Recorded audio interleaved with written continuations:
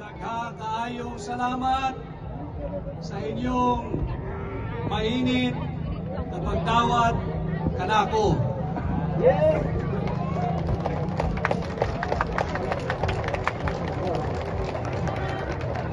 Ako po muli ay si Attorney Vic Rodriguez, number 56, ang tumugon sa hamon na pamunuan ang tunay, tapat at maisog na oposisyon.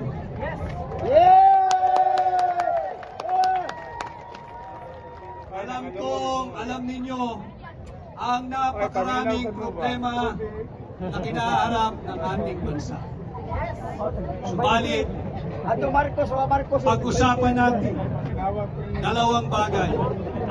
Yung huwad na impeachment laban kay Vice President Inday Sara Duterte.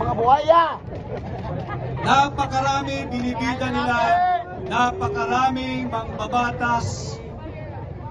Ibinida nila 215 congressmen ang pumirma upang i-impeach si Vice President Inday Sara Duterte. 215 sa loob ng 7 oras. Pang Guinness World Record po yan. Ang nakasaad sa ating saligang batas, nasaring advokasya na hakbang ng maisog. Ang hakbang ng maisog ay nananawagan for this government and for every Filipino to uphold, respect, and defend our Constitution. Subalit sinalaula ang proseso ng impeachment. 215 congressmen ang pumirma sa loob ng 7 oras. Ayon sa ating saligang batas na siyang nakaukit, nakasulat at may garansya sa Article 11, Section 4, kinakailangan verified impeachment complaint. Pag sinabing verified, kinakailangan ito ay base sa kanilang personal knowledge o kaalaman o kaya base sa authentic document. Alam mo ninyo, pag inyong babasahin yung impeachment complaint na 33 pages, kung inyong talagang iintindihin, ang kaya lamang ho pumirma sa 1 oras ay 6. Sapagkat kung babasahin, iintindihin at ibabase ito sa personal knowledge o dili kaya sa authentic records, you have to have at least 10 minutes para maintindihan ito at bago mo pirmahan.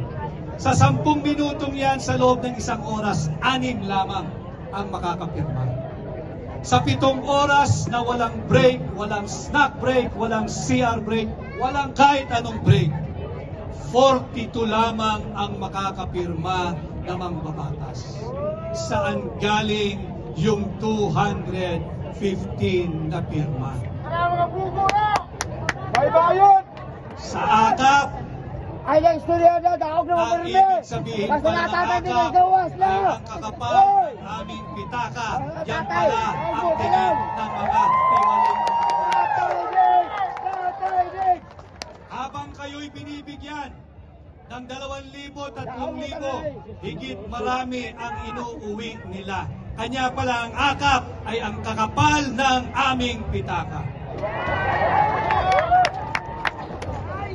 Kahit sabihin natin na sila'y sadyang mga henyo, subalit hindi ako naniniwala dahil isa lang ang kilala kong henyo sa Kongreso, yan ay si Senador Dante Marcoleta.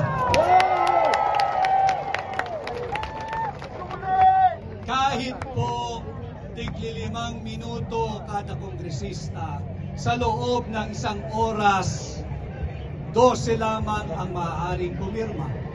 At sa loob ng 7 oras na walang kahit na anong break, 84 lamang ang maaaring pumirma. Saan galing yung 215 na pirma dyan sa tinatawag na verified impeachment complaint? Kitang-kita kung paano sinalaula ang proseso.